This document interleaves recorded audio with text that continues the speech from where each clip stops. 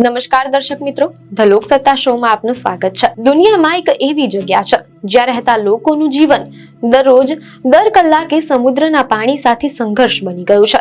આ વાત છે ઇન્ડોનેશિયાના સૌથી વધુ વસ્તી ધરાવતા ટાપુ જાવા દ્વીપના ઉત્તર કિનારાની, જ્યાં ઇન્દ્રમાયુ અને કેન્ડલ જેવા વિસ્તારોના ગામડા દરરોજ સવારથી લઈને મધરાત સુધી પાણીમાં ડૂબેલા રહે છે। નાગરિકોના ઘરોમાં રોજ સવારે પૂરનું પાણી ભરાવાનું શરૂ થાય છે અને બપોર સુધીમાં તે લગભગ 30 સેન્ટીમીટર સુધી પહોંચી જાય છે, જેનાથી ફર્નિચર ભીંજાઈ જાય છે અને લાકડા સડી જાય છે। બાળકોને શાળાએ જવા માટે તરાપાનો ઉપયોગ કરવો પડે છે। આ સમુદાય બાકીના ઇન્ડોનેશિયાથી લગભગ સંપૂર્ણપણે વિખૂટો પડી ગયો છે। આ ભયંકર સમસ્યા માટે આબોહવા પરિવર્તન કરતાં પણ વધારે ગંભીર કારણ જમીનનું વધારે ઝડપથી ડૂબી જવું છે। નિષ્ણાંતોના મતે આ દરિયા કિનારો બેવડા સંકટનો સામનો કરી રહ્યો છે। પહેલું, કુદરતી સંકોચન। અહીંની જમીન રેતી અને માટી જેવી નરમ સામગ્રીની બનેલી છે, જે વાર્ષિક સરેરાશ 2 સેન્ટીમીટર સુધી સંકોચાય છે।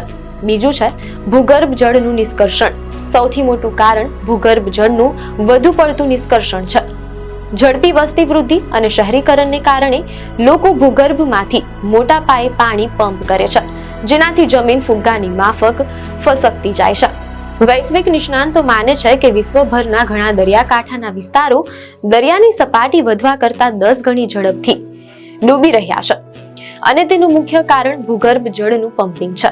મીડિયા અહેવાલો અનુસાર ક્લાઇમેટ સેન્ટ્રલ સંસ્થાએ આગાહી કરી છે કે 2050 સુધીમાં જાવાના ઘણા વિસ્તારો ડૂબી જશે, જેના કારણે ઇન્ડોનેશિયા સરકારે તો આગામી દાયકાઓમાં રાજધાનીને અન્ય ટાપુ પર સ્થાનાંતરિત કરવાની યોજના બનાવી છે। જાવાના ઉત્તરીય કિનારે જમીન ડૂબવાની ગંભીર સમસ્યા માટે ઔદ્યોગિક પ્રોજેક્ટ્સની ભૂમિકા અંગે મોટો વિવાદ ચાલી રહ્યો છે। મીડિયા અહેવાલો અનુસાર સંરક્ષણવાદીઓ ચેતવણી આપે છે કે કિનારાના ભાગમાં candle special economic zone SEZ જેવા મોટા ઔદ્યોગિક પ્રોજેક્ટ્સને કારણે જમીન પરનું દબાણ વધી રહ્યું છે। નિષ્ણાંતો અંદાજ મૂકે છે કે ફેક્ટરીઓ, રસ્તાઓ અને વેરહાઉસના વજનથી નરમ માટી પર દબાણ આવવાને કારણે બીજા 2 સેન્ટીમીટર જેટલું ભૂસ્ખલન થયું હોય તે શક્ય છે। આ ઉપરાંત પૂર સામે કુદરતી અવરોધ તરીકે કામ કરતા મેન્ગ્રોવના જંગલોનો ઉદ્યોગોના વિસ્તરણ અને ફિશ ફાર્મ્સ માટે વિનાશ થવાથી પણ સમસ્યા વધારે ગંભીર બની છે। મીડિયા અહેવાલો અનુસાર કેન્ડલ SEZના પ્રવક્તા દાવો કરે છે કે આ સમસ્યા માત્ર રહેણાંક વિસ્તારોમાં થઈ રહી છે, ઇન્ડસ્ટ્રીયલ ઝોનમાં નહીં।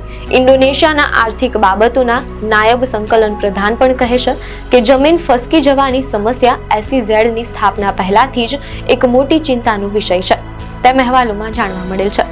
જાવાના ઉત્તર કિનારે આવેલા આ સંકટનો ઇલાજ શોધવામાં સરકાર અને નિષ્ણાંતો અલગ અલગ અભિગમ ધરાવે છે। મીડિયા અહેવાલો અનુસાર રાષ્ટ્રપતિએ સમસ્યાનો સક્રિયપણે જવાબ આપવા માટે જાયન્ટ સી વોલ પ્રોજેક્ટ વડે 500 કિલોમીટર લાંબી દરિયાઈ દિવાલ બનાવવાનો પ્રસ્તાવ રજૂ કર્યો છે, જેનો દાવો છે કે તે 5 કરોડ લોકોને બચાવી શકશે। નિષ્ણાંતોના મત વિશે વાત કરીએ તો ભૂસ્તર શાસ્ત્રીઓ ચેતવણી આપે છે કે આ દરિયાઈ દિવાલ પૂરના જોખમને દૂર કરવામાં મદદ કરી શકે, પરંતુ તે જમીન ડૂબવાની બાબતમાં કશું ન કરી શકે। નિષ્ણાંતો દલીલ કરે છે કે જાવાના ડૂબતા દરિયાકાંઠાને બચાવવા માટે દિવાલ બાંધવામાં ખૂબ મોડું થઈ ગયું છે અને તેમના મતે ભૂગર્ભ જળના નિષ્કર્ષણનું નિયંત્રણ તે જ એકમાત્ર અસરકારક ઇલાજ છે। આમ ઇન્ડોનેશિયાનો જાવા કિનારો માત્ર આબોહવા પરિવર્તનની અસર જ નહીં, પરંતુ માનવ સર્જિત ભૂલો અને બેફામ ઔદ્યોગિકરણના ભયંકર પરિણામોનો પણ સામનો કરી રહ્યો છે। લાખો નાગરિકો હવે માત્ર સરકારના નક્કર પગલાંની રાહ જોઈ રહ્યા છે, જેથી તેમના ઘરો દરરોજ દરિયાના પાણીમાં ન ડૂબે। આપને માહિતી સારી લાગી હોય તો વિડીયોને લાઈક અને શેર કરજો, ચેનલને સબસ્ક્રાઇબ કરજો।